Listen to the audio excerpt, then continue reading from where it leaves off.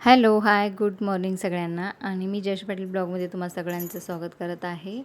तर आज आहे ना, सकाळी लवकर उठली होती. मी 5 वाजताच उठली होती. अंघोळ वगैरे झाली होती माझी. आणि इकडे ऋतुजाची सुद्धा अंघोळ झाली होती. ऋतुजाने पण अंघोळ वगैरे करून लवकर तिला ना मोदक बनवायचे होते, म्हणून ती सकाळी लवकर उठली होती त्यांच्या कॉलेजमध्ये न्यायल्यासाठी. तर ती 6:30 वाजता निघते घरातून.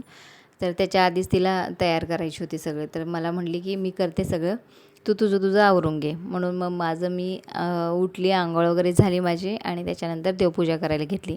कारण म्हटलं चला आता बाकीचं हिचंच किचन आवरेपर्यंत माझं म्हटलं देवपूजा वगैरे होऊन जाईल. म्हणून मी आपली सकाळी देवपूजा करायला बसले. लवकर तरी पण 6:30 5:30 वाजता बसली देवपूजा करायला. कारण लवकर देवपूजा केलेली चांगलीच असते. तर आज म्हटलं आपल्याला लवकर उठलेली पण आहे आणि लवकर आवरलेलं पण आहे सगळं. तर चला म्हटलं आता किचन रिकामं होईपर्यंत म्हटलं इकडे माझी देवपूजा होऊन जाईल.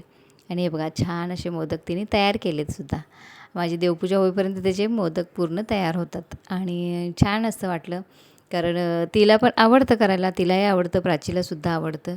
दोघी पण अशा खूप ह्याच्या आहेत की काहीही करायला म्हणजे खूप उत्सुकता असते त्यांची, की कुठली गोष्ट करायची असली का त्यावेळेस ते करणारच. त्यांची जिद्द आहे अशी. तर म्हटलं इकडे माझी देवपूजा वगैरे सकाळी पहाटेच मी लवकर उठून देवपूजा करायला घेतली.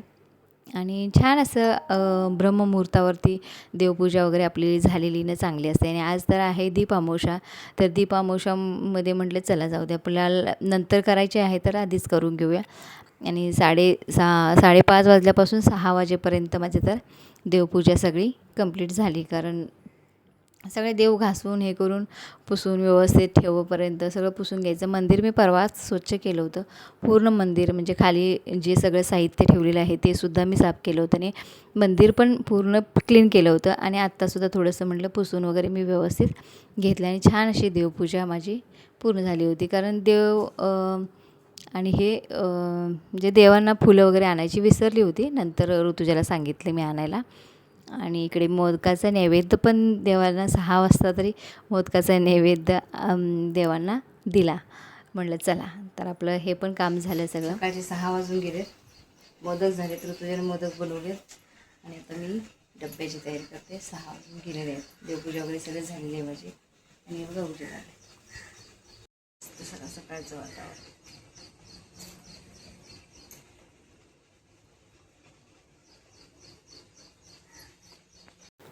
तर मी इकडे आलू पराठे बनवत होती. म्हटलं चला तर ह्या म्हणले की मला आलू पराठाच दे. म्हणून मग आलू पराठे म्हटले ह्यांना देऊया. कारण रोजची चपाती भाजी असतेच डेली. तर ह्यावेळी म्हटले की आलू पराठा बनव. त्यांना आवडतो, नेतात ते आठवड्यातून 1-2 वेळा तर असं, म्हणजे एकदा तरी नेतातच. कधी 15 दिवसांनी, कधी 8 दिवसांनी असं नेतात. तर म्हटलं इकडे पीठ मी असं छान असं मळून घेतलेलं आहे. पीठ चांगलं आहे, पण थोडंसं मला वाटते मोठं केले त्याने, त्याच्यामुळं ते थोडंसं हे होतात. पण छान चपात्या होतात, कारण गहू चांगले आहेत कोलमचे, त्याच्यामुळे चपात्या एकदम मऊ आणि सॉफ्ट होतात. त्या संध्याकाळपर्यंत सॉफ्ट राहतात. आणि इकडे मग बटाटे मी सोलून उकळून कुकरला लावले होते. तर ते मी सोलून म्हणजे किसून घेतले, कारण मग ते असं हाताने फोडल्याने काही गाठी राहतात, मग ते लाटताना पण थोडंसं हे होतं. म्हणून मग किसून घेतलं आणि त्याच्यामध्ये तिखट, मीठ, हळद पावडर, धणे पावडर, सगळे मसाले टाकले. गरम मसाला थोडासा टाकला, जास्त काही हे केलं नाही. आणि मीठ वगैरे टाकून व्यवस्थित हे करून घेतले, म्हणजे एकत्र मिक्स करून घेतले. आणि इकडे म्हटलं पराठे करून घ्यावे. तर छान असं पुरणपोळीला पण तसंच भरून मी असंच हे करत असते. ह्यावेळी थोडेसे मोठेच केले होते, छोटे करते. तर ह्यावेळी खूप असे मोठे असे बनवले मी. म्हटलं मोठे बनवले तर 1-2 खाल्ला तरी आपल्याला पोट भरतं असं.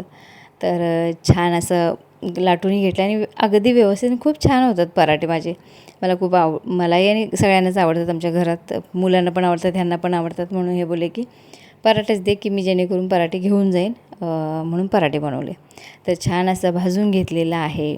खूप जे थोडासा भाजल्या का तवा चांगला तापलेला असला की व्यवस्थित भाजतो आणि छान हे होतो. त्यामुळं म्हटलं पटापट आपण करून घ्यावं. कारण सकाळची सगळी घाई असते, हीच असते आपली, की मेन डबा हे ते गेले का मग बाकीचं कामं आवरतं आपल्याला. मग काय एवढं टेन्शन नाही. पण हे टायमिंगमध्ये व्हायला लागतं. 7 वाजेपर्यंत कंप्लीट झालं का 7 वाजता ह्यांना निघायचंच असतं. कारण 7ची ट्रेन मुंबईमध्ये ट्रेनचं खूप असं टायमिंगवरती जायचं म्हणजे जायलाच लागतं. आणि छान असा पराठा बघा माझा किती छान असा फुगला मस्त, म्हणजे छान होतातच. तर आहे ना हे सगळा पसारा माझ्या पूर्ण घरात पडलेला आणि हे बरोबर 7 वाजलेले. तर 7 वाजता हे निघत आहेत आता.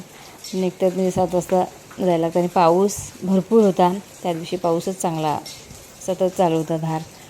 आणि आता ह्या वर्षी काही एवढा पावसाचं हे नाही आहे, येतो जातो कधी काही होत असतं. तर म्हणजे चालू आहे चला आता. तर पाणीचं थोडंसं झालं आहे व्यवस्थित, कारण पूर्ण पाऊस यावर्षी खूप लेट लागला आहे. त्यामुळं आता लागला तरी काही हरकत नाही, लागला पाहिजेत, अजून पण पाऊस थोडा पाहिजेत. तर हे गेले. आणि ह्याच्यानंतर हे बघा घरातला माझा पसारा बघा किती आहे. पसारा म्हणजे हे सगळं असं टाकायला लागतं, कारण पावसामध्ये आपल्याला आतमध्ये कपडे टाकावे लागतात. मला आतमध्ये दुसरीकडे टाकायला जागा नाही, बाहेरच्या साईडला आहे पण आतमधल्या साईडला आहे ना जागा नाही आहे काय. तर मी शिडी घेते आणि शिडीवरती रात्रभर टाकून देते, रात्रभर फॅनवरती हे होऊन जातं, सुकून जातं. तर हे ना मी सांगत होती, ते गरम पाणी केलेलं आहे आणि हे फिल्टरमध्ये मी ओतते आणि मग ते पाणी पितो, कारण पावसात तर आम्ही गरमच करून थंड करून पितो. आणि नंतर हे कपडे म्हणजे हे तेच पावसाच्या ह्याच्यामुळं असं शिडीवरती मी टाकते, जिकडे तिकडे घरामध्ये सगळीकडे जिथं जागा भेटेल तिथं मी टाकते कपडे. आणि टाकले का मग वाळतात ते, रात्रभर सुकतात फॅनच्या हवेने पूर्ण सुकून जातात सकाळपर्यंत. तर मग हे असं मी करते पाऊस जास्त असेल त्या दिवशी. नसेल त्या दिवशी इकडे बाहेर आम्हाला जागा आहे, समोर जागा आहे, वरती पण मी टाकते. तर इकडे कपडे वगैरे मग मी लगेचच हातानेच कपडे धुते. सगळं आवरून घेतलं पसारा फक्त, आणि जेवढं जिकडं तिकडं होतं ते हातरून वगैरे सगळं ठेवून दिलं. आणि त्याच्यानंतर गेली कपडे धुवायला, कपडे धुवून आली आणि मशीनला लावली सुकायला. थोडंसं मशीनला लावते, त्याच्यानंतर हाताने धुवून मशीनमध्ये टाकत असते मी. तर आता कपडे वगैरे झाले माझे मस्त असे, धुवून पण घेतले मी, सुकवून घेतले कपडे, म्हणजे टाकून घेतले सुकायला.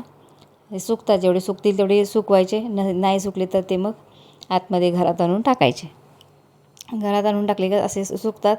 मग सकाळीच घडी वगैरे मारून ठेवायची. नाही सुकलेले असतात काही वेळ, कधी सुकतात पण बाहेर लवकर, म्हणजे पाऊस नसेल तर सुकतात. नाही सुकले का मग असे आतमध्ये आणून टाकावे लागतात आणि मला सुकवत घालावे लागतात. तर मी अशा ह्या पद्धतीने सुकवत घालते, कारण मुंबईत छोट्या रूममध्ये असंच करावं लागतं, कारण जागेचं खूप हे असतं.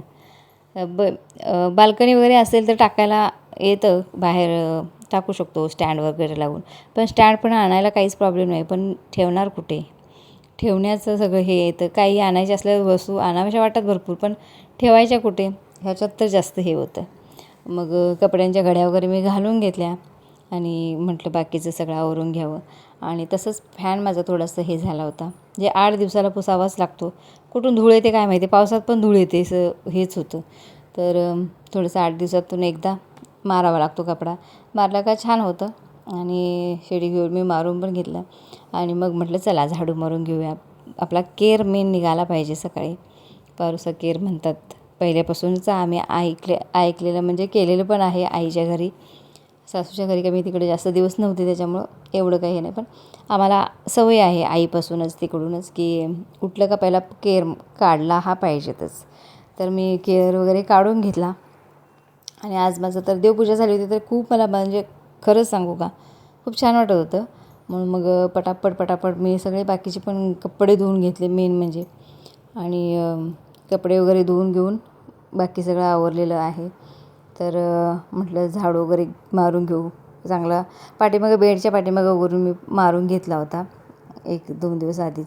1-2 दिवसांनी 3 दिवसांनी मी असं घेते, पूर्ण कधी घेत नाही, कधी काय एवढा काय कचरा जात नाही खाली, त्यामुळं हे करून घेते. आणि पूर्ण बाहेरपर्यंत सगळं मी झाडू मारून वगैरे व्यवस्थित एक झाडू मारून घेतला ना, आपण जेवढा व्यवस्थित झाडू मारू ना तेवढं स्वच्छ दिसतं. आणि मग लादी पुसलं ना तर एकदमच क्लीन दिसतं. मग म्हणजे असं ह्याला मोपला काही घाण वगैरे येत नाही आणि स्वच्छ होऊन जातं, त्यामुळं बरं असतं. तर इकडे बाहेरचा झाडू वगैरे मी मारून घेतला. आणि 2 इकडे पाय पुसून टाकते, एक म्हणजे जाळीचं आहे आणि एक सॉफ्ट आहे, तर दोन्हीकडे हे होऊन जातं. आणि मग म्हटलं चला आता थोडंसं चहा प्यावं, खूप सकाळपासूनचं काम वगैरे आवरलं आणि म्हटलं चला चहा पिऊया. चहा पिऊन घेतला आणि दुसरं भांडं परत आणि एक गरम करा, म्हणजे असे 2 भांडे मी प्यायला पाणी गरम करून ओतत असते फिल्टरमध्ये. तर चहा आता इकडे भांडे दिसत होते खूप, पण म्हटलं तरी पण जाऊ दे, म्हटलं सकाळी चहा घेतला की थोडंसं अजून एनर्जी येते. तर चहा करून घेऊन मग नंतर म्हटलं भांडे वगैरे करून घ्यायची. आणि मस्त चहा होतो, अद्रक वगैरे घालून केला ना की खरोखर खूप छान होतो चहा. आणि हा पण चहा खरंच चांगला होतो, मला खूप आवडतो. मी चहा घेते, थोडासा घेतला तरी अर्धा घेतला तरी बस असतो, परंतु चहा हा पाहिजे, चहा लागतो. आणि थोडं काम केल्यानंतर मी उठलं का पहिला गरम पाणी पिते. मी गरम पाणी केलेलं तुम्हाला इथं दाखवलंच नाही, पिलं मी गरम पाणी सकाळी लवकर उठल्यानंतरच पिते, अंघोळ वगैरे झाल्याच्या नंतर. आणि नंतर मग चहा घेते थोडं 1 तासाने नंतर. मग आता मस्त पराठा इकडे एक घेतला आणि एक मोदक म्हटलं एकच टेस्टला घेऊया म्हणून ऋतुजाने बनवले. तिने बाकी घेऊन गेली कॉलेजला, एक 4-5 ठेवली होती घरी. तर मस्त इकडे सांगत होते तुम्हाला मी चहा घेतला आहे. 9 वाजले होते, 9च वाजले होते, कपडे वगैरे होईपर्यंत 9 वाजले होते. आणि त्याच्यानंतर मग चहा वगैरे घेतला, मस्त एनर्जी फुल झाली. आणि मग म्हटलं चला आता भांडे घासून घेऊ, भांडे म्हटलं घासून घेतली घ्यायची, म्हणजे बरं वाटतं. आणि हे कसं आधी थोडंसं धुवून वगैरे भांडी घेतली ना की पटापट घासून आपण टाकायला हे करू शकतो. मग मस्त मी भांडे घासून घेतले आणि परत चांगले धुवून घेतले. आणि किचन कट्टा वगैरे व्यवस्थित मस्त स्वच्छ करून घेतला. तर बाकीचं सगळं काम आवरलेलं आहे आणि लादी पुसून घेणार आहे. आज आहे आमोशा, तर आमोशाचं थोडंसं मीठ आणि हळद थोडीशी टाकून लादी पुसून घ्यायची आहे. तर मी लादी पुसून घेणार, त्याच्यानंतर म्हटलं बोलू तुमच्याशी. हळदीचं लेपन एक करायचं आहे मला लादी पुसून झाल्यानंतर. हे बाकीचे सगळं काम माझे आवरून झालेले आहेत, आता सगळं झालेलं आहे काम आता. आणि 10 वाजलेत, तर ही लादी पुसून घेते आणि हळदीचं लेपन तेवढं करते. त्याच्यानंतर माझं काम पूर्ण सकाळचं झालेलं आहे, रुटीन जे आहे ते.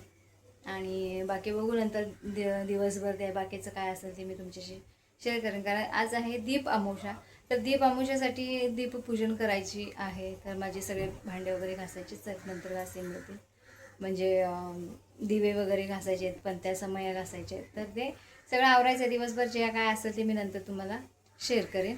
आणि आता लादी पुसून घेते आणि मग हळदीचं लेपन करते आणि मग व्हिडिओचा एंड करते. तर थोडंसं मीठ घालून घेणार आहे मी, थोडंसं घालणार आहे, जास्त नाही घालणार आहे, लादी पुसायलासाठी. आणि थोडीशी हळद घेणार आहे.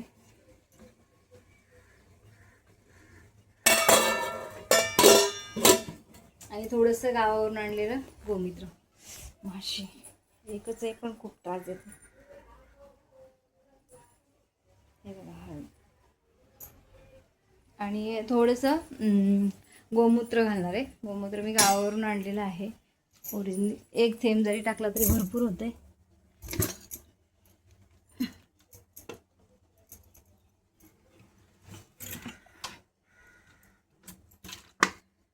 खूप दिवस झाले, म्हणजे खूप नाही, मे महिन्यामध्ये गेली होती तेव्हा आणलेलं.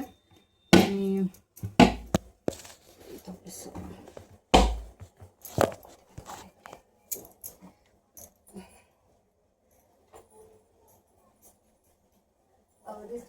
खूप ह्याचं हे येते, खूप हार्ड आहे आणि खूप स्ट्रॉंग आहे. आपल्या घरच्या गाईचं आहे, कारण आपली घरची गाय ती ह्याची आहे, कसली म्हणतात ती, गावठी असते ती, तर त्याचं आहे. आणि आता बाकी मी लादी पुसून वगैरे घेते आणि हळदीचं लेपन करून घेणार आहे. बाकी मग ओके झालेलं आहे माझं काम सगळं. सकाळी 5 वाजल्याचे उठण्याचे खूप फायदे आहेत तसे. 5 वाजता उठून आहे ना सगळं आवरलेलं आहे. आणि आज ऋतुजा लवकर उठली होती, तिला जायचं होतं कॉलेजला आणि तिला मोदक बनवून घेऊन जायचे होते. कारण त्यांच्या मुलांच्यामध्ये की मोदक वगैरे बनवून आणायचं, आणि मोदक असं नाही, काही वेगवेगळे पदार्थ असे बनवणार. तर तिने आज मोदक घेऊन गेली ती. म्हटलं ठीक आहे चल. तर सकाळी लवकर उठली ती पण माझ्याबरोबरच, आणि दोघींनी म्हणजे तिनेच केलं ते. ती म्हणली मी स्वतःच करणार आहे, पण मी स्वतः घेऊन जाणार आहे बनवून. तर खूप छान झाले, टेस्ट झालेले. मी खाऊन मगाशी बघितलं एक, आणि खरोखर खूप छान झाला होता. तर चला आता भेटूया आपण उद्याच्या व्हिडिओमध्ये. तोपर्यंत सगळ्यांना बाय बाय. कारण आता माझं सगळं झालेलंच आहे, ऑलमोस्ट 10 वाजलेत. तर बाकीचं हळदीचं लेपन फक्त करून घ्यायचं आणि हाताने पुसून घेणार आहे, मपणी नाही पुसून घेणार आहे लादी. तर त्याच्यासाठी म्हटलं मी तुम्हाला थोडंसं शेअर करावं. तर भेटूया आपण उद्याच्या व्हिडिओमध्ये. तोपर्यंत सगळ्यांना बाय बाय.